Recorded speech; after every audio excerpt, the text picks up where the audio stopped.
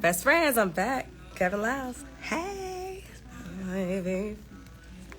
I might be falling, yeah. Yes, sir. 8:45, Big Chicken Morning Show on V103, the ATL's number one for hip-hop, R&B, and throwbacks. Ladies and gentlemen, boys and girls, have the honor and privilege to be sitting in front of Kevin Lyles this morning. Yes, honey.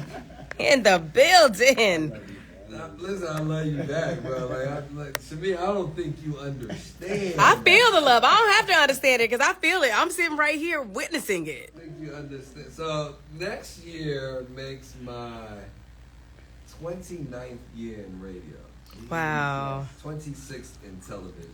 And I literally have known this man sitting right here every day.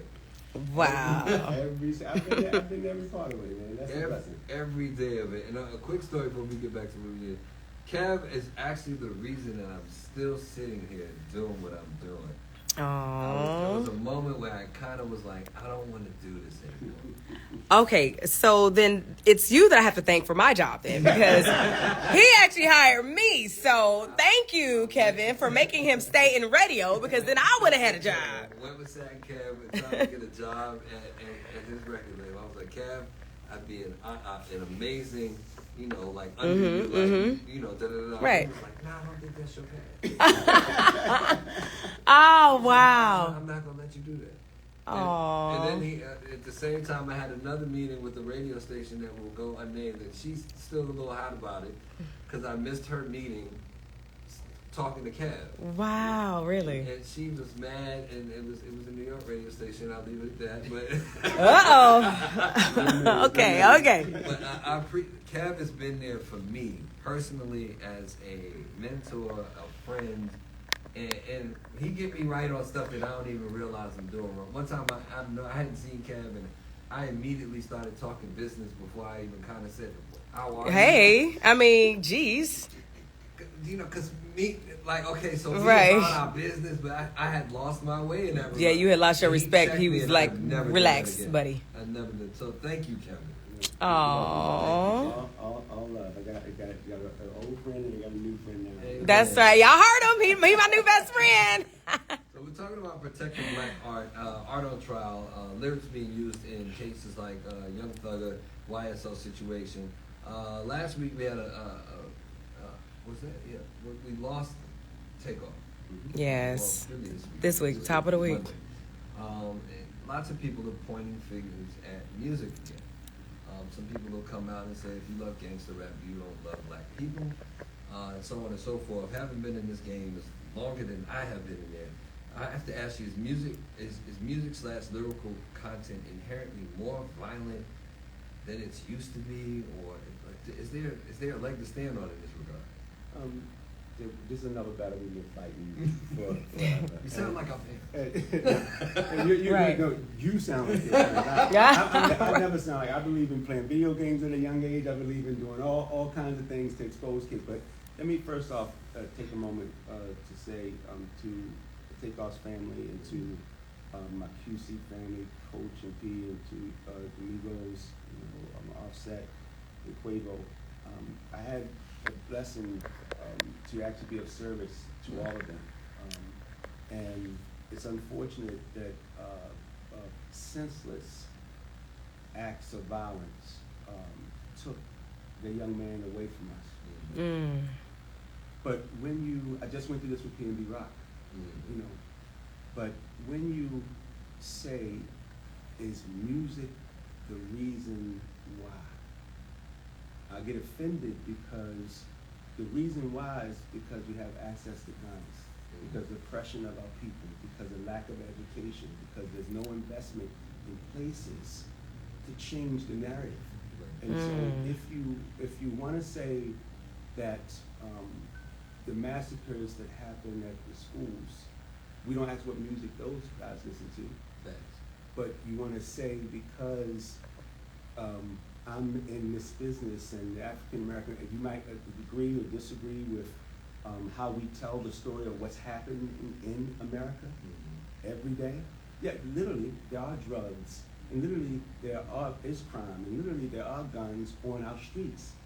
And because we talk about it, because to tell that story, you get attacked on it. We're the only genre of music that it happens to. You can't. I was gonna say, because I know country music gets really edgy. Like they talk about how they beat the hell out of their wives and how they beat, like they drunk driving and Johnny Cash said, "I shot a man just to watch him die." Do you think Johnny Cash really shot a man? Just to watch him What die. about I shot the sheriff, but I didn't shoot the deputy? Wow. Yep. He gave himself clarity on the deputy.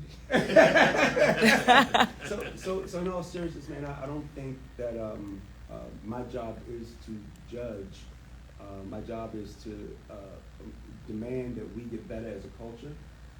My job is to demand that we continue to work on being better fathers, humanize the business, being better mothers, and being better people towards each other. I'm protecting black art, and more importantly, just you can hear in my voice, I'm really protecting my sons and daughters. That's true. That's true. And you're passionate about it. And you should be. Like you were saying, we were off on a break. You were talking about how, like, this goes to now, if we talk about film, now we can't make films, great films, like the films the roles that Denzel Washington plays. Now he's going to have to be careful with what roles he takes because it's like, okay, now are you really a killer in real life?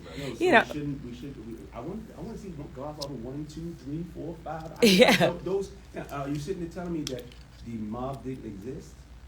I want to see Scarface 100,000 more times, so you can tell me they were not big drug dealers.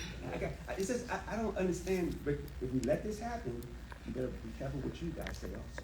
Well, Kevin, what do you want to happen from all this? Well, we got one law passed in California. Thank you, Governor Newsom. We have again, Congressman Hank Johnson and Jamal Bowman. They actually co-sponsored the RAP Act federally. We got a couple other states and cities that are coming on. But I want people to, with this midterm coming up, I want them to get out and vote and put people in place that know us, about us, and are willing to sacrifice to go through the long journey with us. Stacey Abrams didn't even have to say anything on this issue. She came out, she said, "You does not think it's fair for lyrics to be used in court as confessions." She didn't have to say it, but she came out. Hank Johnson came out, Ralph and Ward, they came out. They believe, and so you want to know who I'm supporting, I'm going to tell you who I'm supporting. Right. I think we have a responsibility to go out and vote, and part of growing up, I started to see the legislation change things. And it's not just having money and being the number one this and that. No, so I got a lot of my friends, and we're going out to get more laws passed, and we're going to continue to protect black art. Kevin Lyles, ladies and gentlemen. Wow. Where can they find out more about Protect Black Art and, of course, follow you? Sure. Yeah, I think follow me. I don't even know how to follow me, but IG Kevin Lyles, KWL.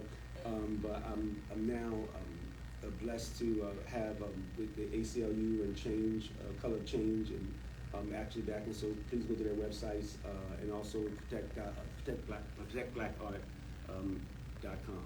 So and hashtag Protect Black Art, protect yourself, and go out and put your congressmen and the legislators to actually help us in this mission. Put them to work without question. That's right. Earn the vote and then make them make them come true with their promises that they gave you. You gotta hold them accountable, man. That's one of the biggest